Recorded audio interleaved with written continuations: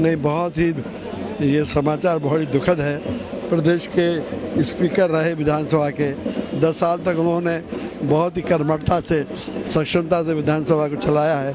इसके पहले उपाध्यक्ष रहे, उनके देहावसान से पार्टी को और प्रदेश को बहुत बड़ा हानि हुई है।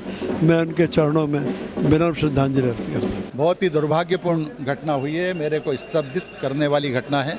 बहुत ही मिलनसार, हंसमुख, एक ऐसा राजनेता जो हमेशा गरीबों के कल्याण के लिए, परोपकार के लिए चिंतित रहता था।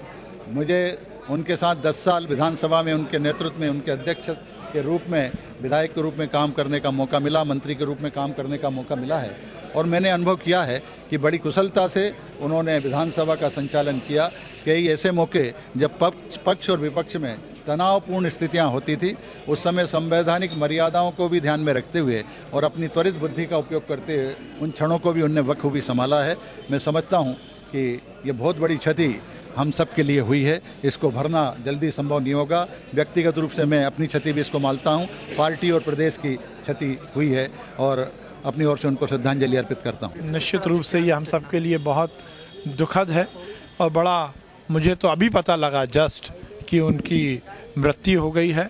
मैं फॉर्म जमा करके आया और मुझे ये पता लगा कि उनकी मृत्यु हो गई। निश्चित रूप से रूहानी जी इस मध्य प्रदेश के एक ऐसे राजनेता थे जिन्होंने संसदीय परंपराओं को पूरी तरह से आम लोगों तक पहुंचाने का काम किया। विधायिका किस ढंग से काम करनी चाहिए, उसका एक जीता जागता उदाहरण रूहानी जी थे।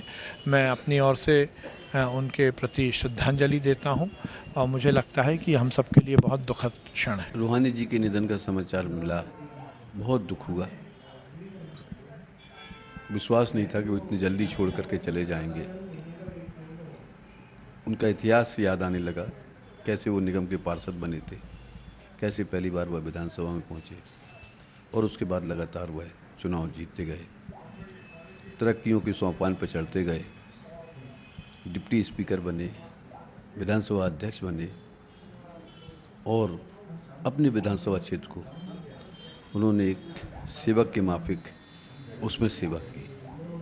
उनके निधन से मुझे गहरा आघात पहुंचा है। मैं ईश्वर से प्रार्थना करता हूं कि उनके परिवारजनों को, उनके जानने मानने वालों को, सबको राहत प्रदान करे और उनकी आत्मा को अपने लोक में स्थान दे।